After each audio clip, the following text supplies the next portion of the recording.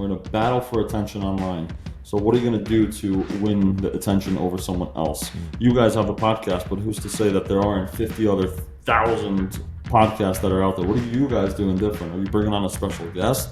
Do you have a cool background? You do have a cool background. I give it to you. Many people just do it in their bedrooms, like myself. We're actually in my mom's basement right now. We're in KIRO's mother's basement.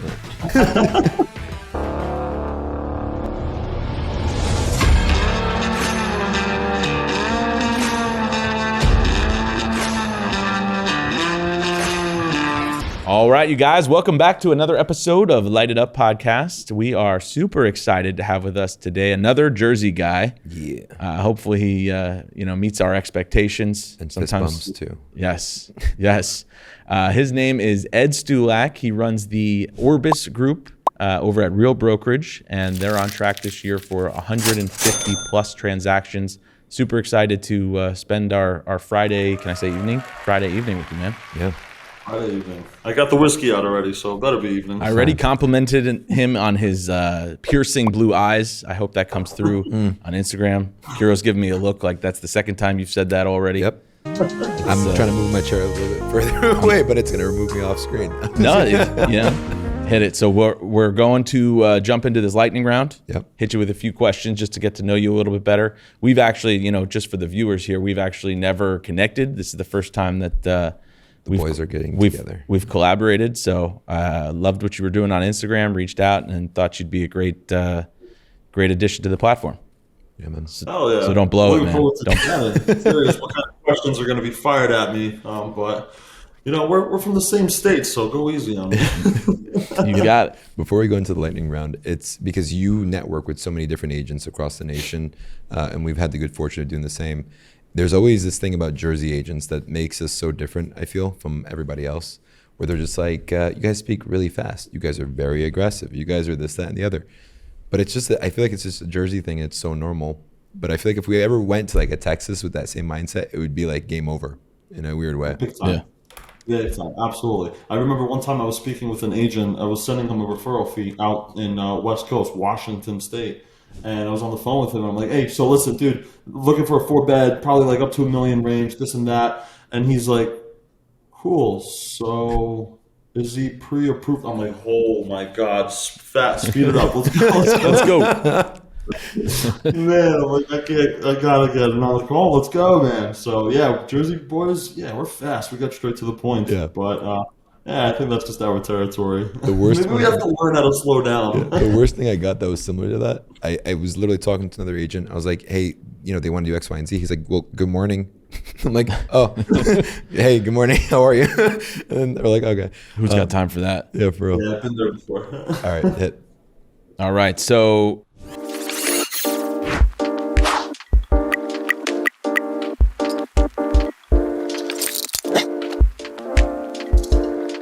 here's a good one. What's a skill you learned when you were young that you still use today? When I was young, dressing up. Man, my mom always put me in button-downs and shirts and suits when I was in like 3rd grade, 4th grade. She's like, don't worry, the girls are going to love it. I'm like, this is so embarrassing. Well, she definitely hooked me up with a sense of style. So I don't know if that's considered a skill, but that's the first thing that came to my mind. It takes skill to get dressed, to match blue with brown and sometimes black and white, and you can't go green and, yellow, because that might be a little weird, So skill in the sense of aesthetics and style. Any reason you didn't dress up for us today? All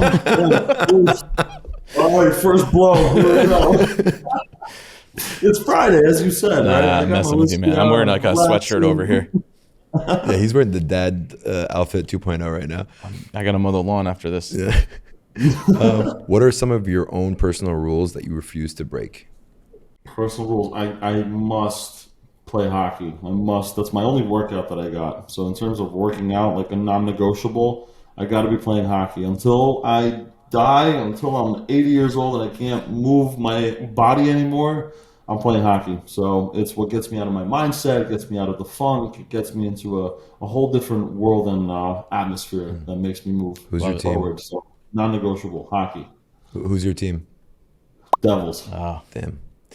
Oh, what Jersey boys? What are you gonna hit me with? Rangers? He's a massive Rangers fan. Come on. I grew Like from his my grandpa. dad grew up. Yeah, my dad grew up in Brooklyn. I've always been a Rangers fan, but I won't hold it to you.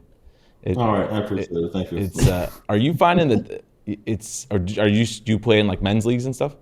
Yeah.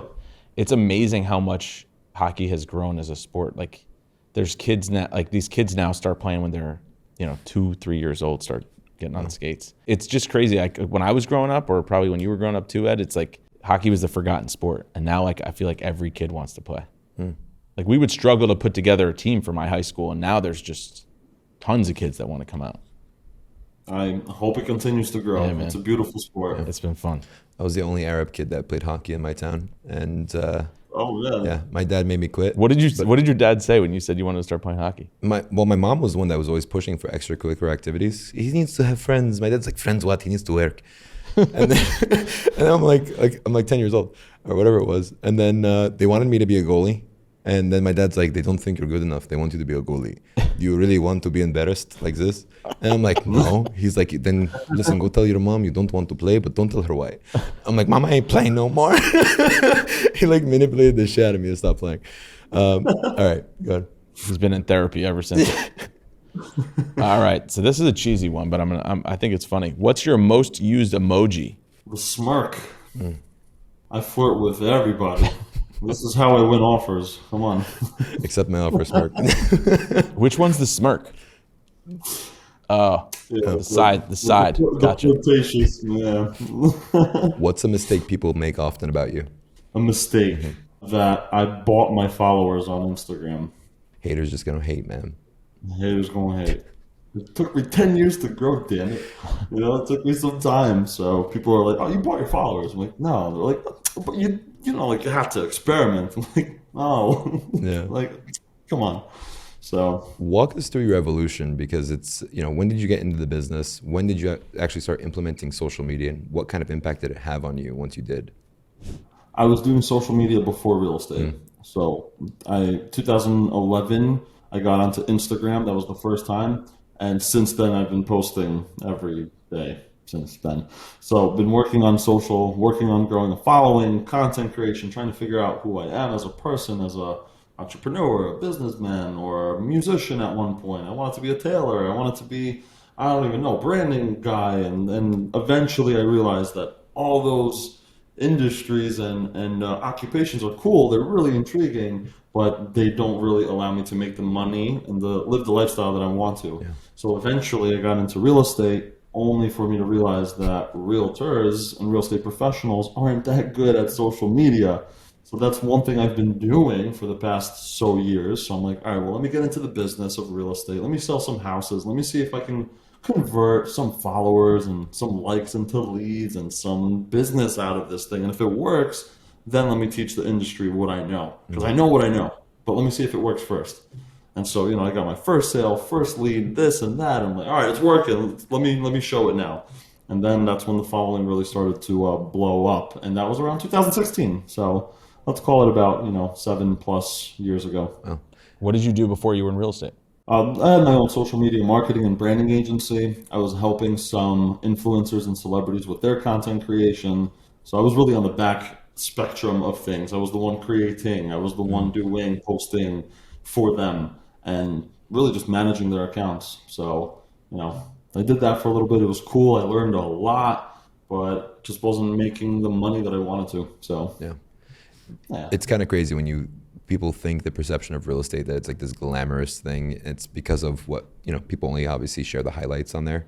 But the one thing I appreciate about you is you share everything that's in there. You're like okay with being vulnerable, and makes it more approachable, I would say. We're the most friendliest dudes in the world. I got told the other day with a girl that was like, she finally had the balls to like approach and speak to me. And she was like, yeah, I just thought you guys were like too good to be talked to, or whatever the case is. I'm like, what the hell are you talking about? And then she was like, it was just too intimidating. But then you make it very easy for people to approach you, right? Totally. You got to do that online. You got to show that you're vulnerable, you're authentic, you're transparent. I feel like that's the most conversations That's the reason why I've had so many conversations online, which we all know conversations equal potential leads. I mean, we're cold calling, we're talking to people, we bump into someone at the store and we somehow intertwine with, oh, have you thought about the market? Like, we somehow get conversations rolling into potential business. So sometimes well, all the time, I love when people reach out to me for any reason. And if that's a conversation starter of some sort, then let's dive in. But if you're too good online and you're not commenting back or not having conversations with people or not engaging, they're gonna think, all right, well, I'm liking, I'm commenting, I'm spending my time on this person's profile, and I'm showing them love. They're not showing me anything back. Why would I reach out to them?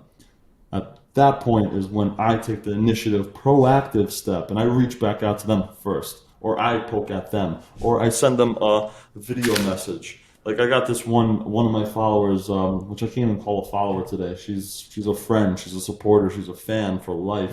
Her name is Andy. She's out in Florida. Nothing to do with real estate, nothing at all. I don't know even how we got connected, but she's been following me since 2017. I don't even know. Been connected for a while, but she reaches out to me for everything. Hey, I got this idea. Hey, I have this. I was sick a few years back, and I posted it up on my Instagram story, and somehow I think she went back in our text messages, and she saw my home address, and she sent me a blanket and like vitamin C's and this and that, and it's just like an unexpected package that showed up at my front door, and I was like, damn, dude, this is something that social media did for me. So I don't know. It's just being open and being, as you mentioned, being approachable. So I think Andy likes you. Ed. I like Andy. She's cool. I think Andy might be a 14-year-old boy in Nigeria. I'm just kidding. But only one way to find out. It's interesting that you say that because there's like Brooks Landry, we had on. He's an awesome dude, and you guys know each other very well. Mm-hmm. He was doing those video messages like years ago, right? Yeah. And as soon as John followed him, I guess the first time we asked him to be on the podcast, one of the first things that he did was send a video saying, "Hey man, how are you? Nice to thank you for the follow or whatever the case is. How can I be of service if you need anything?" I remember being so upset that I couldn't save it. It was like one of those videos that disappears, and it's got the little bomb on it. And he sent me a video, and I was like, dude, that's super thoughtful. Like I went over to show you, and by then it was gone. Yeah. But yeah, I think it's just finding ways to stand out and just go the extra mile, whether it's with clients or people on Instagram or potential people you could collaborate with. Yeah. I mean, that's right. Yeah. I guess in my mind, as like you get addicted to the way that you make money in terms of like how you do it. So I guess when you see the fruits of your labor from social media and it starts to pay off, and I guess when you're receiving leads, it's a lot easier and it's a nicer process than constantly going to hunt. But when you're hunting, you're absolutely right. There is zero engagement responses back, whatever the case it is, because I don't even really look at it, check on it, whatever the case it is. It's like, it's done next. It's done next. But then that's, like you said, doesn't really cause engagement or like a communication back and forth. I never actually thought of it in that aspect. I thought it was just the way that you're being portrayed on camera versus actually what you're doing is building a community. Almost, it sounds like that's what you were doing. Must. This is how, that's an important variable to a successful formula, and many people neglect it. Many people forget about it. Many people think it's just going to come to them just because, this person has a following, and this is all they do. They just post content, and they get all these followers, so that's all I got to do too. Yeah. And then they try to mimic it and try to replicate it, and then they'll come to people like me and say, hey, why isn't my following growing? Yeah. Well, what else are you doing? I think it's interesting because a lot of times people are like, when they first get their license and they join our team or they join any team or whatever it is, they're like, so how soon before I should make my real estate Instagram account, like the separate account? And it's always funny because they're like, like you said, they think that once they make that account, this business is just gonna flow in. And I was happy to hear that you were into social media and content creation before you even got into real estate. Just an interesting. Yeah, I think it's the power of the personal brand, and I have to ask this because it's something that we were talking about off screen even before we came to the studio. What video got you that building, and can you share the details on that building and the size of it? Yeah, for just anybody tuning in right now, we were asking about this when we were preparing. I found when I was doing some research for our podcast today, I found something that said you got a 180 unit listing from Instagram. So tell us a little bit more about that. So that was in 2020. and it was a DM that I received. And her name is Bayla. Shout out to Bayla.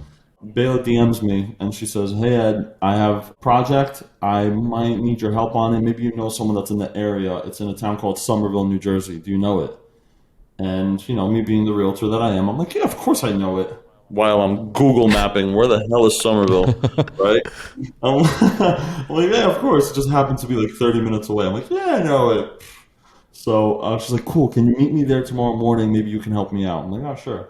I have no idea what I'm stepping into, all right? So I'm just meeting with her because she's an agent and she has a project. I don't know what that means. Was she a But local agent? Not to interrupt. New York. New York. New York realtor. Right. So that's why she was like, "Hey, can you do something for me in Jersey or can you help me connect with someone?"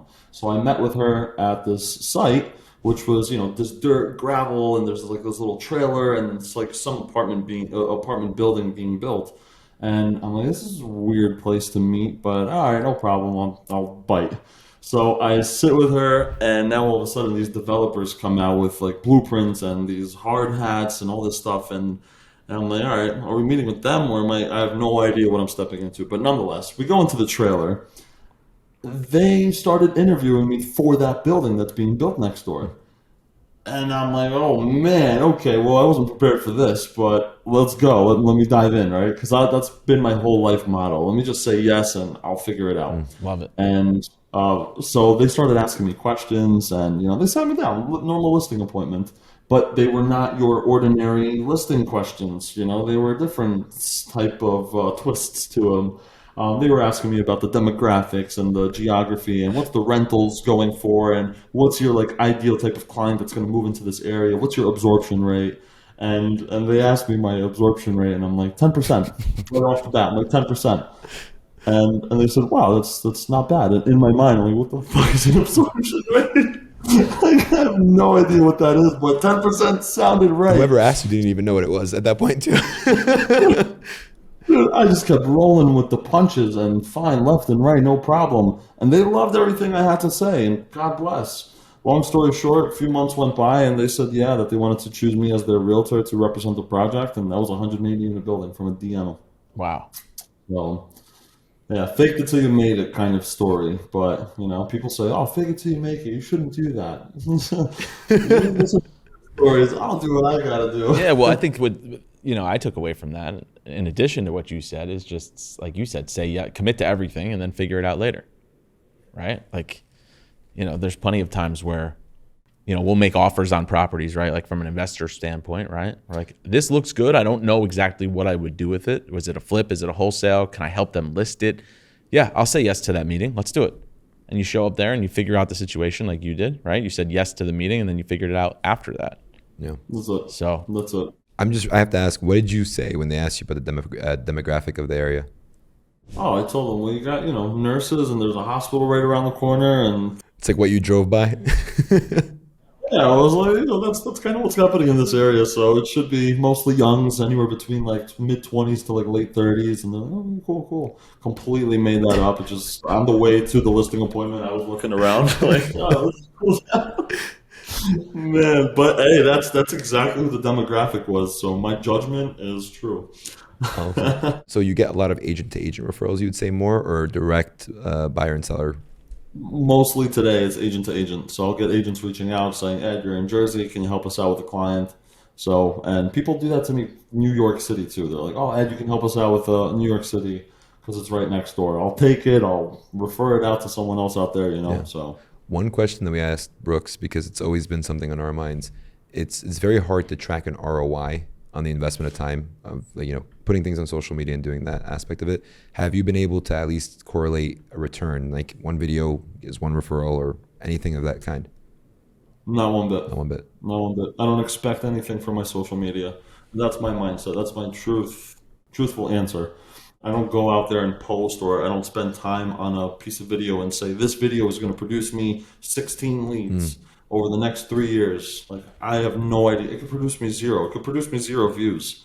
But why I do what I do on socials, because I build up my portfolio. Someone out there might either get triggered by it, might get inspired by it, might get emotionally happy from it, might laugh from it, might cry from it. I have no idea, but it's going to cause some sort of emotional trigger to go off in them, for them to either remember me or hate me. And if they love me and remember me, then now we got something. We're building up that relationship. Yeah. They might stick around for a while. They'll watch the next video, and eventually that might turn into something. Or complete opposite. Oh, screw that guy. I hate his stuff. I'm out. It's okay. Go somewhere else, you know? So I don't really look at social media like an ROI. I got to post this much. I got to be on it this much. And those that do that, I applaud you, but that's a very type of personality that will bite you in the ass if you really truthfully stick to social media for that reason. I don't do social media for a job. I do it because I enjoy it. Yeah.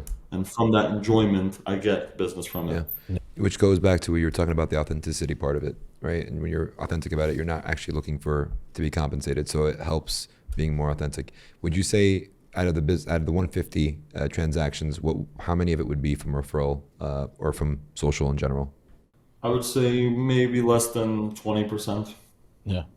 something of that sort. Got it. I think what I've learned is that even like you said, the A-type personality or the numbers people aren't able to put their finger on the pulse and figure out like, all right, well, this video, you know, this deal came from this. And like rarely do people say, Ed, I saw this specific video about this, and that's why I want to work with you. It's more like over time, they've seen your stuff and you're constantly planting seeds without even knowing about it, so that when the time is ready for them, you are top of mind. So I think what I've learned at least is just it's about staying top of mind in prospects, you know, taking up that mind space in a prospect's head. And, It's you know, top of mind association, just staying on top. We're in a battle for attention. I just heard that the other day. We're in a battle for attention online. So what are you going to do to win the attention over someone else? You guys have a podcast, but who's to say that there aren't 50 other thousand podcasts that are out there? What are you guys doing different? Are you bringing on a special guest? Do you have a cool background? You do have a cool background. I give it to you. Many people just do it in their bedrooms, like myself. We're actually in my mom's basement right now. we're in KIRO's mother's basement. Love it, authenticity. And, you know, things of that sort. It's like, how are you going to win someone else over? So this is why trends become a thing, because someone does it right the first time, and then others are, oh my God, they won the attention. Let me do that way, the way he or she does it. And then they start replicating each other. And then that means that's going to get oversaturated, which means then the next step is, well, we got to divert and find a different trend now. Let's find something else out there. And then you go and create something new, and then you get a guy that's skateboarding on a longboard with his ocean spray juice and I guess jamming out to, what was it, Fleetwood Mac? And then all of a sudden that becomes a big trend, and now all of a sudden everyone's doing that. And, you know? So we are really in a battle for attention. So what are you going to do to win over someone else? And you got to do that consistently and every single day. And be persistent to it, and make sure that you're giving some value to people, not just begging with your arms out. Like there's so many variables, again, I'm going to use that word, variables to this formula, and they're ever changing. Yeah. When you're putting stuff out, are you sort of doing it with a thought process of, I'm doing this for buyers and sellers? Because most of what you're attracting, or at least what I'm picking up, is a lot of agent-to-agent referrals. So is there a way to put out social that attracts agent-to-agent referrals? Do you even dive into it with that sort of mindset? Or are you just looking to attract all sorts of... All sorts. It's all of the above. Whatever comes my way, comes my way. I have clients that follow me till today, and they interact with my content, and it has nothing to do with them from the consumer's standpoint, or maybe the buying, selling, renting, development. That has nothing to do with them, but they're there just because we know each other now, so we're cool. But then I have a lot of the content that I do put out there is more so to entertain realtors, is more so to give value to real estate professionals, lender, attorney, home inspector, realtor, you name it. Like I want to get their attention. So the best way to get their attention is by providing value in the sense of entertainment, education. So if that works for attracting realtors and real estate professionals, then for those that are listening that want to attract consumers, you've got to do the same thing. I mean, it's very logical. If you want to attract a consumer, give them stuff that they want to consume on a daily basis. Something that buys their attention instead of going to the other options. I know you said you built the team. It's about a year and a half old. How many people do you have on the team now? We're at 12 and bringing on 2 more over the next month. So we should be just around 14 very soon. Yeah, and that, which is incredible. So congratulations on that, first and foremost. Thanks. And did they all come from social media? Majority of them did, yes. we've been connected online for a while. Majority of them are new agents too. Personally, I love teaching, I love hand-holding, and I like working with realtors that are hungry for business and will do whatever they got to do, meaning that they'll take care of my clients that I feed them. Yeah. So I have a lot of clients that are messaging me daily and talking to me, and I neglect them because just I'm doing so many things. Leaving to Los Angeles on Sunday to speak at an event out there. I'm excited, but that's going to take me away from my real estate business. So I got to make sure over the next 5 days my clients are being taken care of. So I have my team that is going to go ahead and show them houses, follow up with them, do their thing. And I've taught them already, and I enjoy that. It feeds them, it feeds me. I'm happy. So this is kind of how I've structured my team right now. It's like a lot of new agents. A lot of them are under a year old in the business. Yeah. But yeah. That Yeah. seems to be the common thread. It's easier to Attract them than to find them. to attract them when we're talking about building out your team. Attract new agents rather than trying to bring on an existing agent and then teach them the philosophies or sort of bring them into the standards of your team. Right?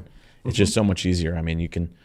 Someone who's got sales skills, like people who are in the hospitality industry or bartenders and waitresses, and try to teach them real estate is so much easier than trying to bring over a KW agent and say, hey, this is how we do it. And like you've said on other episodes, people will be like, well, we do it this way in our team, or we used to do it this way, or use the CRM and that sort of thing. So it's question. So I know people who attract a lot of buyers and sellers from their social. They say that the buyers that they attract are very easy to work with because they're very similar personalities. Like they connect very easily. The agents that you attract from social media, do you find that they are very common in terms of like their core principles, values that you have? Because as you're very authentic on social as it is.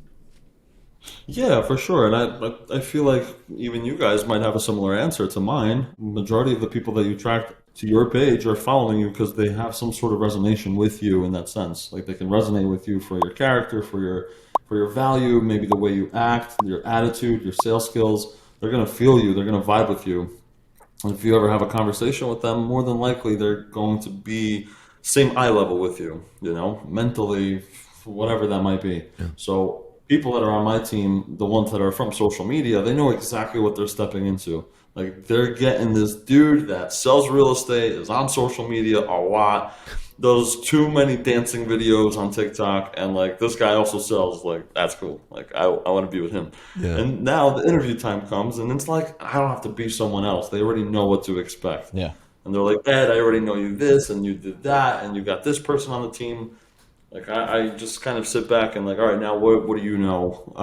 Like what do you know as a person? Why would you fit this team? So I don't know. That's what I've been wanting to do for a long time in life, and I think that's a lot of us want to do is create a business model that attracts people, as opposed to me going out there and chasing it. So I love when the phone rings and says, "Hey Ed, I saw you on YouTube. I saw you on Instagram, or you know my best friend, and you're selling their house. Can you help me out?" Yeah. I prefer those as opposed to a Zillow lead. Yeah. Have you always been comfortable? I mean, as someone who follows you, we'll see is that obviously, like KIRO had said, you're vulnerable. You're not hesitant to like share funny stuff or show yourself like joking around. A lot of agents out there are like trying to be super buttoned up, and they're like, "Oh, my client may see this. I want to make sure I'm very refined." Was there ever a time where you were sort of acting within those guidelines, or have you always just sort of been an open book? No, the beginning was very polished. You saw me in a suit always. You always saw me speaking very politely and very respectfully. And if an agent ever told me to, go fly a kite or something, I'd be like, "Thank you so much for your feedback. I apologize." Man, today I'm dropping gloves. We're going at it. Like the jersey comes out. Jersey comes out.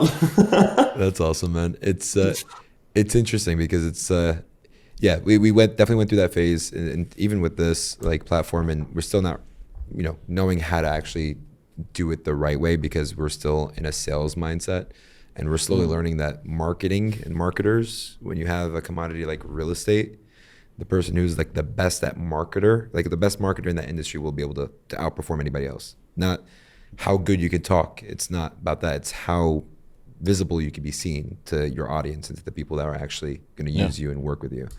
Well, the best example is that 180 unit building. Yeah. Yeah, it's a whole system. You gotta. I mean, it goes from one thing to the next. We're all entrepreneurs. There's no book that was handed to us and it's like, hey, this is what you do for year one. Year one, you're really gonna suck. Year two is when you're gonna kind of feel better, but you're gonna want to quit at times. Year three, you're really gonna want to like quit big time. And year four is when it really starts to roll, and you gotta make sure you have your CRMs and a virtual assistant. Like, there's no book that's given to us. I hear this from stories, and I hear it from personal experience. Yeah. Year three, I was done. I was hanging up the license. I was gonna go. I don't know what I was gonna do, but not real estate. Fly a kite. No way. Yeah, I was gonna go fly a kite, as I've been told many times to do. So that's what I thought I was going to do. But there's no book, so you got to kind of figure it out. But it's one thing after another. And visibility and just being out there and being the marketer, yeah, that's a big thing for it. That's huge. It's a big element. Yeah. But next is having a system, because when you get that client that reaches out and says, I saw you on Instagram, I love your pocket squares, you're always wearing different ones, and you got a nice Rolex, and man, dude, like, you look like I vibe with you. I want to work with you. Great, that's awesome. Next step, you go up to an appointment, and they ask you 3 questions about the house, and you look like a complete fool. All right, and now you don't know what town you're in. I have no idea. HOA, I have to pull up my MLS and like this and that. All right, okay, you're doing that. Next step, putting them into the follow-up. Are you putting them into your CRM? Do you have someone following up with them? Yeah. Like the list goes on. And then are you doing your due diligence as a realtor for them in the process of the transaction? Are you a listing agent and you don't know what a CO is? For the people that are not in New Jersey, we have CO, FML. I don't know why we do that. It's like CO, MFL, FML. Man, like, are you as a listing agent here in Jersey, like, are you taking care of the things for your seller? Do you even know what that is? Or are you going to find out on day of closing? Yeah. Man, like, if you don't have all this set up, it's just not going to happen overnight. This stuff takes time. Yeah. But, get proper mentorship, get some guidance. Yeah. My first listing appointment, I'll never forget it. It was a company lead that came in, and I was in like a big brokerage. I was in Weichert Realtors, and they had the Weichert lead network that came in, and essentially you get paid like 10% for doing everything on there. But I was 18 years old. I was super excited. And I go to the appointment. I'm like, hey, he's like, I want to sell it. I'm like, okay, that's terrific. He's like, how old are you?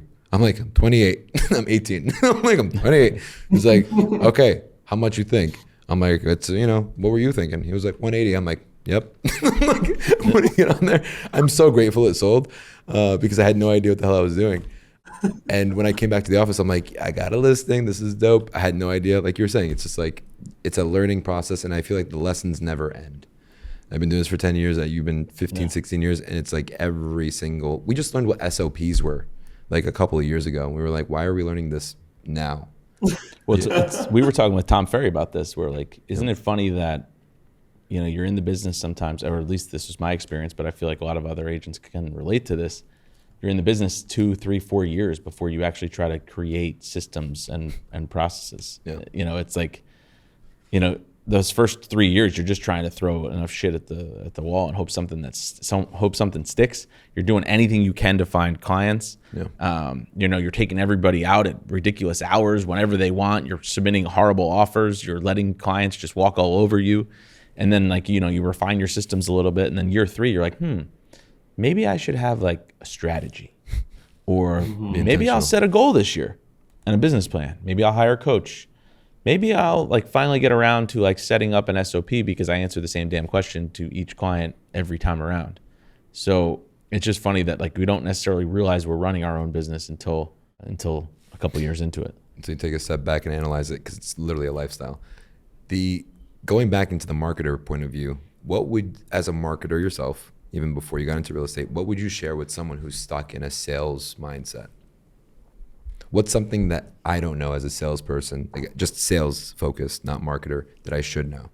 So I'll start off with a quote that I heard Gary Vaynerchuk once say. He said, 90% of people sell and 10% of people brand.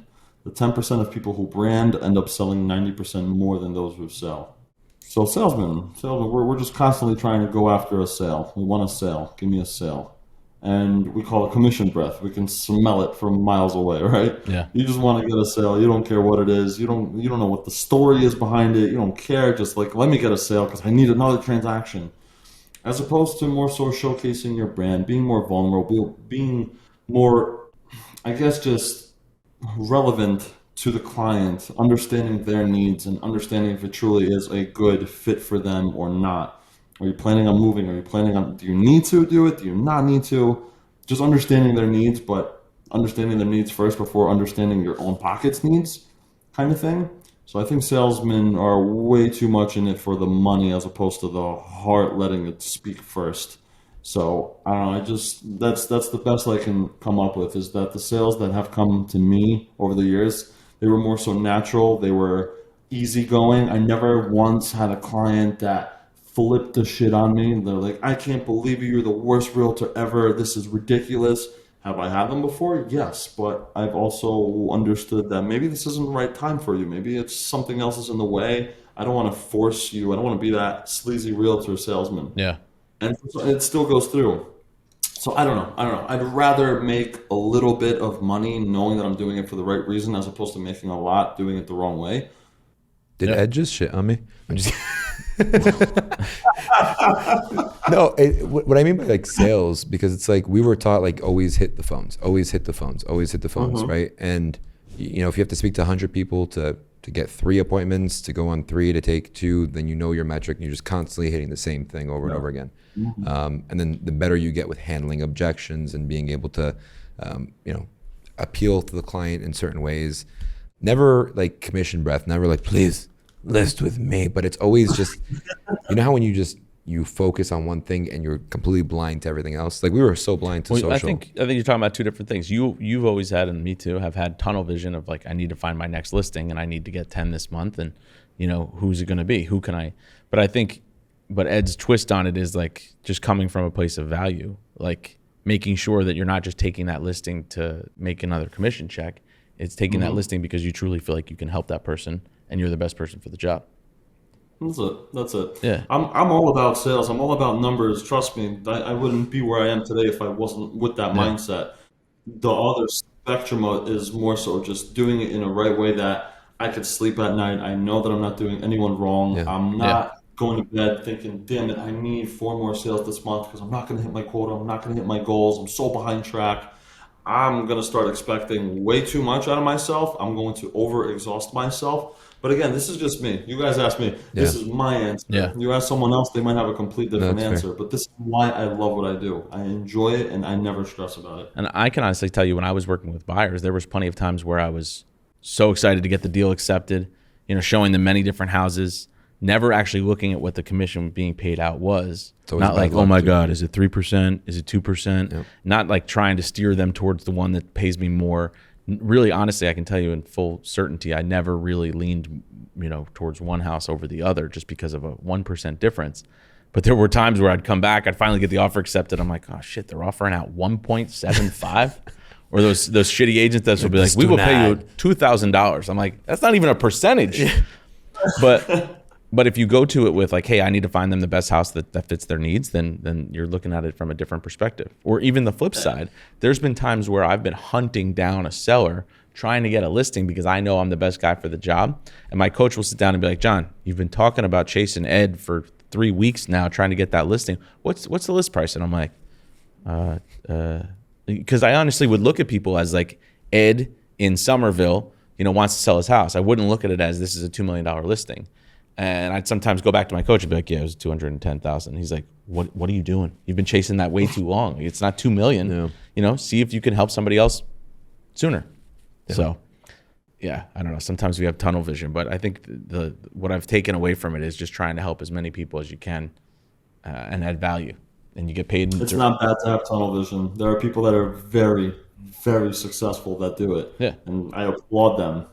This is my philosophy. This is what makes me move forward better without friction. Yeah. I know who I'm calling. I'm not going to ever bother someone and be a salesman in their eyes and their perspective. And they're thinking they're just meeting with me because they want to get a sale. No, I'm meeting with you because, I mean, this is my job. Yeah, this is how I get paid, 100%. Yeah. But, like, do you see this house? Like, this is exactly what you wanted. Let's go. Like, this makes sense. Yeah. I don't care what the percentage is, the commission, all that stuff. Nah, I just want to make sure I'm doing it, and I don't know, living a good real estate career life. That's all. Yeah. Let me ask you, I mean, what is a new agent that just got into the business? Should they jump right into social media and creating content, or should they try to build a little bit of a track record and some more knowledge of the business before they jump into it? Dive in on Instagram. Everyone has a presence in a database of some sort, whether it's from a church, a community, a store, a employee, a family business, friendship, whatever. You don't know. Or a sports team, right? You're somehow connected to a group of people. The best way to connect with those people is, I would say, the best conversion rate of having more conversations with that group of people is through social media. You're probably in a group chat with them, maybe, right? Maybe you're connected on email. Maybe all of you are in a database. You can get their phone numbers. You can call them or text them. Yeah, okay, fine. But if you're connected with them on social media, all you got to do is just post, and hopefully one of them sees it. And if they do and they like what they see, they'll reach out. But let them reach out as opposed to you reaching out. But if I'm a new agent, what do I post if I don't have any listings, or if I'm not necessarily working with buyers yet? Maybe I'm in a market where I'm only doing rentals. I'm just trying to. Sure, everyone has this. Yeah, of course. So this phone. I mean, if what's the there's a real estate website. I forgot what it is. All Current Matters, I believe. All Current Matters. Just everything to do with real estate and some statistics and this and that. One of my teammates does exactly that. Goes onto All Current Matters, checks out some articles, kind of takes little clips in here and there from it, and makes a video in front of a camera or maybe his phone, and sends it off to his whole database or posts it on social media. Like, now he's just really speaking like any news reporter on any news channel. Just sees an article or sees someone else give them a story, and they put it out there through their channel. Isn't it amazing that like that's now How you become an authority in a... well, like that can be your focus, right? Just sharing your response to something that happened, right? Well, no, they're using it for the script. Well, you Like could be the using it for the topic. script, but it's just like, hey, this is what happened, in Hoboken, New Jersey today, and here's what I think about it, right? Just like people now are interested in like your response. That's Totally. That's a trend. That's a trend right now. Reaction videos. Right, a reaction. That's a better way to say it. It's not just me telling you, hey, last month 52 homes went under contract, and the average days on market is 11. Right. And that's a big increase over last month's. It's You guys know what video started that? you No, Two Girls, One Cup. That's what started the reaction videos. on next week's episode. I feel like only Jersey people would understand that, but No, that's a national thing. yeah. It's a global thing.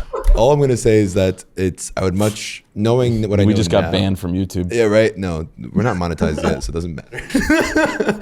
All I'm gonna say is that when you look at what you've been able to do through marketing and being a marketer in that aspect, you do still have a brand and a business when you're not working, which is pretty incredible.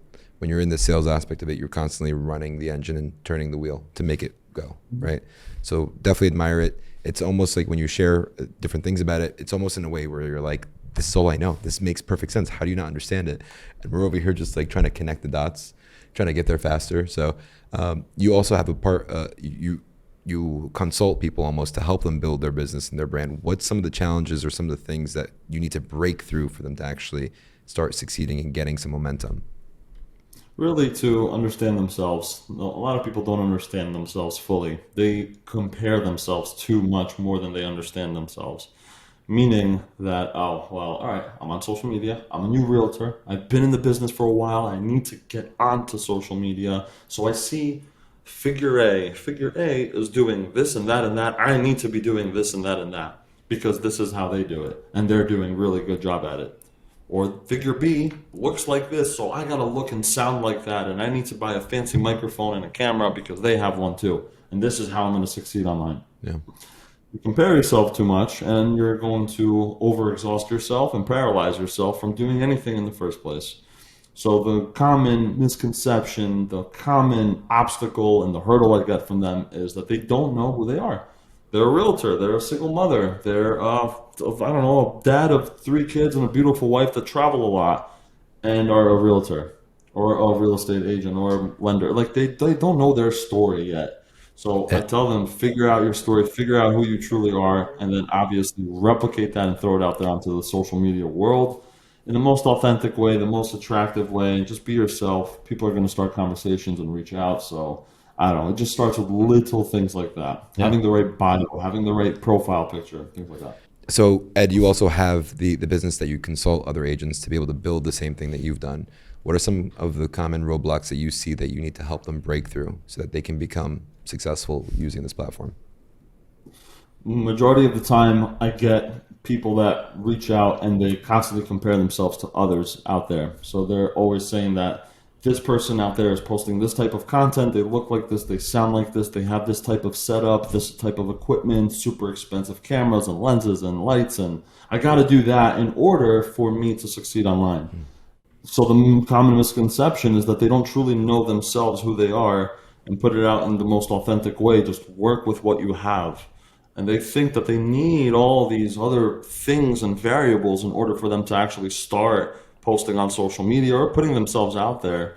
And they paralyze themselves because of it. Yeah. But so honestly, the answer is just truly identify what your personal brand is about. And we were saying like if you're a single mother, if you have 2 kids and you're a family man and you travel a lot and you love business and this is what you consult, or maybe you're a musician but also a realtor and you're trying to merge both of those careers into one, being the musical realtor or whatever that might be.